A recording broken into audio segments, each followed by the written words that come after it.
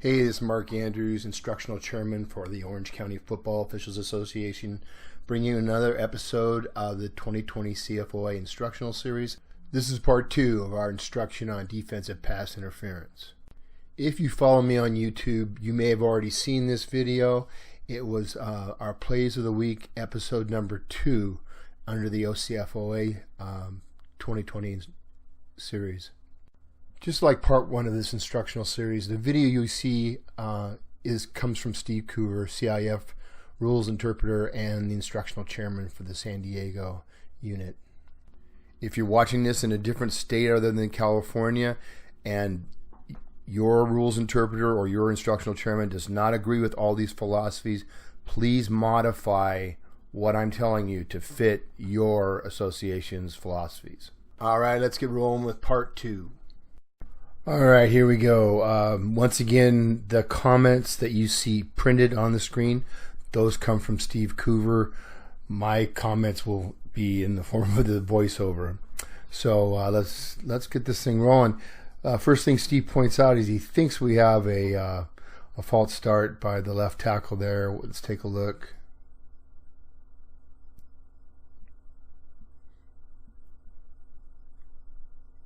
Yep. So that little lift, easy enough to miss, but I would definitely support a call on that. Let's look at it again. Right there. Okay, when he comes start, he's simulating start. You know, he's simulating start of the play. He's simulating rising up. We should get that. All right, now let's look at the DPI part of this thing. Now, these two players are the ones involved, and take a look at the action between the linebacker and the tight end.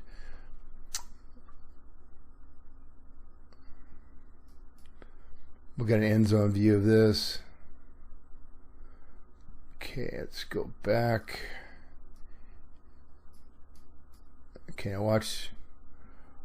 watch these two, and I'll go slow now. Okay, we definitely got something here. Okay. Let's take a look at it from the end zone. See if it gives us a better look.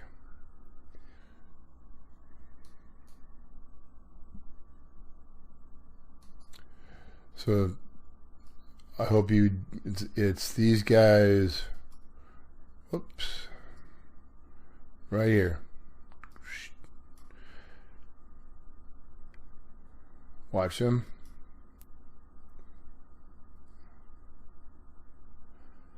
Okay, so now's the time to vote. Either vote to yourself, vote as a group. What do you got here? We got DPI. Do we have OPI? Do we have defensive holding, offensive holding, or nothing? Okay, and I will give you a chance to. Well, you can pause. You can pause the video. All right, in my mind, this is defensive holding, and watch the arms of number 5. He's wrapped him right there. Okay, then he pulls him around. Now, the offensive player does hold on, and then subsequently gives him a little tug, but that is definitely defensive holding, and the ball is not on the ground in the air. And the quarterback's not throwing to this guy. He's throwing to the outside receiver, who makes a really good catch, by the way. Look at this. Whew. Okay, so Steve's comment. The linebacker is guilty of defensive holding as he steps in front of the tight end and then grabs and restricts his path. Pass has not been thrown when the action happened. Okay, so crew chiefs in San Diego voted 16 for defensive holding.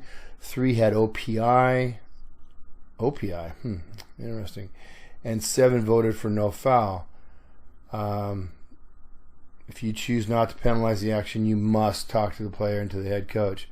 Yeah, I agree. I mean, if you see this and you recognize it as a potential foul and you decide not to call it, you better be talking to those guys.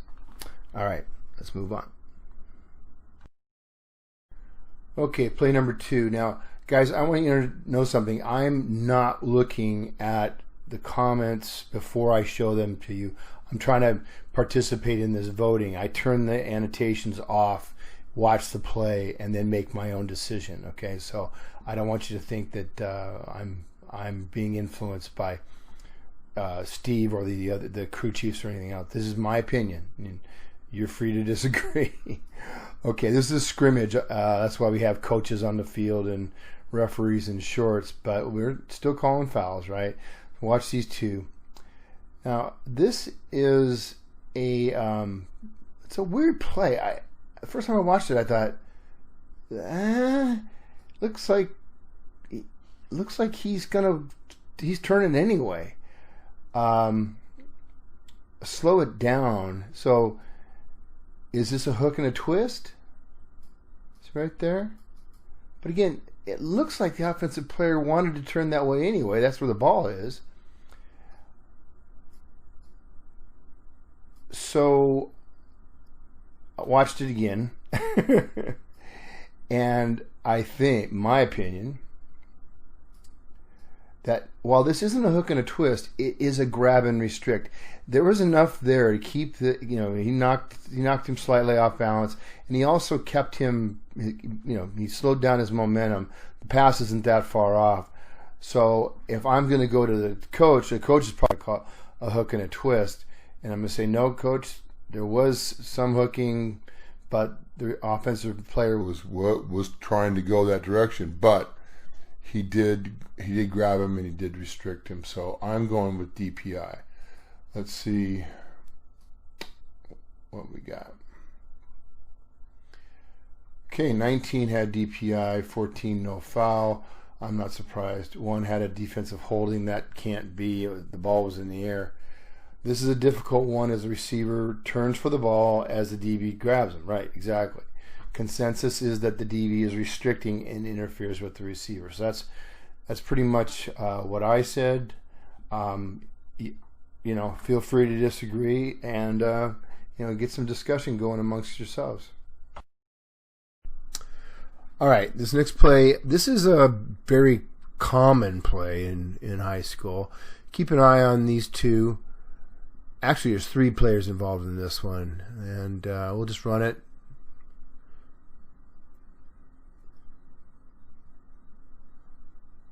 Okay, let's go back. Whoops. What the heck was that? Hey, this technical stuff ain't easy. All right, so we've obviously got some contact here, but he releases, the quarterback releases right there. Both players, you can see, have their eyes on the ball. They're playing the ball. Now, that isn't a restriction right there. 7 actually pushes 15. Watch. Right there. Would you penalize it? Not necessarily.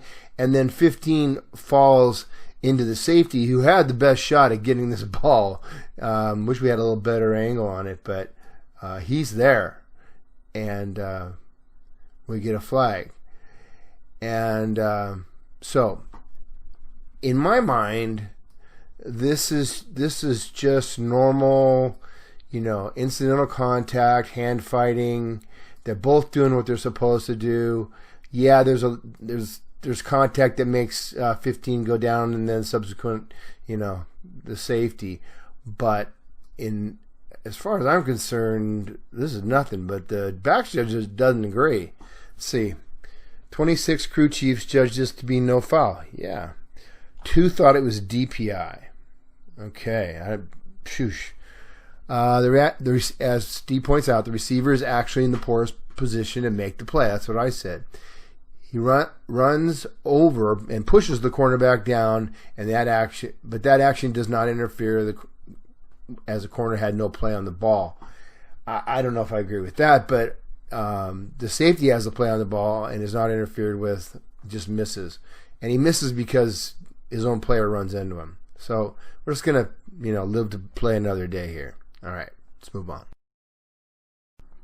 Okay, here's another play that is actually a scrimmage. You can see these lovely white legs. I don't think we look good in shorts, guys. It's just my opinion, but anyway, you can see this clown here has got his back pad fully exposed. I'm not sure why in a scrimmage that would be, but it is. Yeah. Okay. This is a really good play, though. This I like this one. So watch these two. So we got the tight end and this defensive back. Watch the action. Oh, and I'll do this in slow motion too. Boom. I mean, he lays the hammer down, right? So let's do it in slow-mo here. Now, the only question to me here is, this is definitely a foul. The only question is it DPI or is it excessive contact to a defenseless player?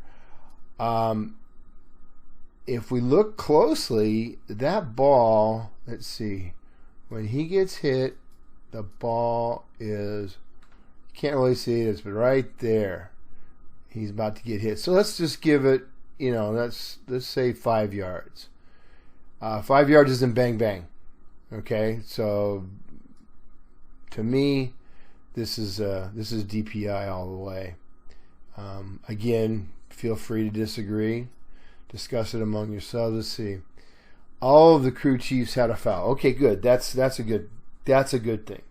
20 had DPI as a contact prior to the ball reaching the receiver. 18 judged the contact to be bang bang. No. It was called excessive contact to a defensive receiver. The most accurate call would be DPI. Okay, so that's Steve's opinion. So great job. Everybody agrees it's a foul, but what is the foul? Well, feel free to discuss. Moving on. Okay, this is another interesting play, and I wish we had different angles on it because there's a couple of components here that really had left me sort of uncertain as to what this really was. So the wide receiver and this DB are going to be involved in the action. Run it in real time. Watch that linebacker. Okay. This is again why I wish we had a different angle. I think he might have tipped that, and of course, if he did tip it, then we definitely don't have DPI. It's not conclusive from this angle. Let's watch it again. I don't know why the receiver's putting his hand up. It's like, hit me. And here comes the ball. Okay, now right there I think it was tipped, but maybe not. And we've got early contact, playing through the back, whatever you want to call this one. But I don't know. The ball just doesn't look like it's really in a catchable spot. Again, I know that's not a criteria. This is just ugly. And I'm leaning towards nothing. If that ball wasn't tipped, I'm leaning towards nothing. But I could see a DPI call here as well. And from different angle, maybe it looks completely different. But let's see what Steve thinks. Here we go. 27 crew chiefs correctly judged this to be DPI, while 12 thought it was too close to determine bang bang. Okay. In this case, I totally agree with DPI. By the way, the BJ back judge may not be the best official to make this call due to his angle. That's always a problem, right, guys? And remember, you flank officials, even you umpires who are pivoting, if you see DPI, call it. Don't worry about the back judge not calling it. He may not have, a good angle. I'm going to keep saying that until I'm tired of saying it. Best position for this call would be the line judge, who is looking from the side and can best see that the ball has not arrived before the contact. Okay. So Steve says DPI. I can live with that unless that ball was tipped. All right, let's move on.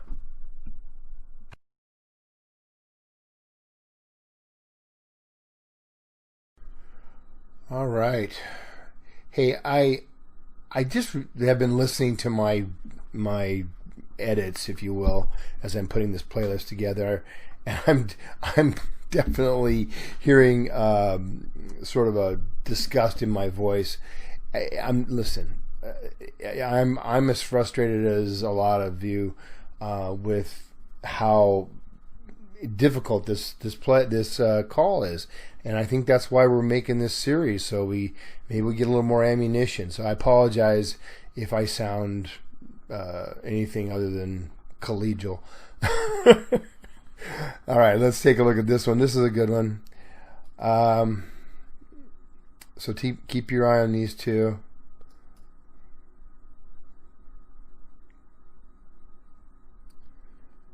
Okay, so now we have the old, hand around the waist, shoulder, whatever. They're both playing the ball at this point. Tooth goes up. Yeah, his arm is around the receiver. Now, the thing we can't see... Well, yes, we can. I was wondering maybe if he is restricting his left arm there, but he doesn't. He gets it right there. You can see it's just around the waist. And, we are trying to stay away from calling this DPI unless it's a restriction or he spins him, right? So my vote is for nothing. This is a no call. Let's see. DPI or no foul. Let's see. 33 crew chiefs ruled no foul. Okay. Well, good for me. Only 4 judge it to be DPI. The consensus was that the contact occurred as the DB is making a play on the ball. Right. That was my feeling too. And the ball has arrived. The left arm does not have an effect until the ball has arrived, and the receiver is not making an attempt to jump and catch the ball. He's waiting for it to fall into his arms. DB makes a better play on the ball. No foul. Okay, so again, my opinion, no foul. Steve's opinion, 33 crew chiefs in San Diego. If you think it's something else, that's fine, but have a good reason for it. What category of DPI did the number 2 here just violate? Okay, let's move on. Okay, this is the last one from Steve. I may throw a few more on from Orange County, but we won't have Mr. Cooter's input on it. Okay, this is a game, I think, this is a game from last year's All-Star, last year's All-Star game, or 2 years ago. This is good play, though, so let's take a look. Good arm. Whew. Man, that was a nice pass. Okay. Let's see. I think we've got another angle. Yeah. Speed it up a little bit.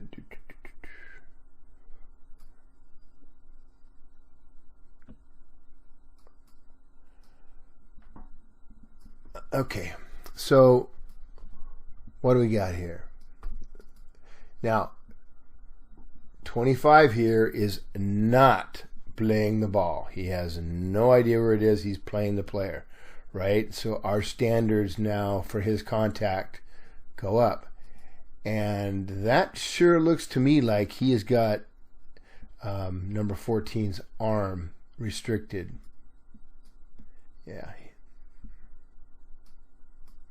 And number 14 almost makes a one-arm catch. Just bobbles it. That would have been a beauty, right? All right, so let's go back and take a look and see what the consensus is. Yeah, let's take a look at that arm from this side.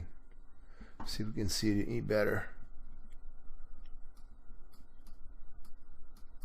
Okay, you can infer from this angle that he's got his arm, but I think that in there you see the white glove on top of the forearm, not the forearm. What is that?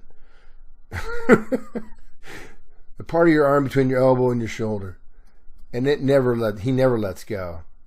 I'm voting. I say DPI. Let's see what they say. 38.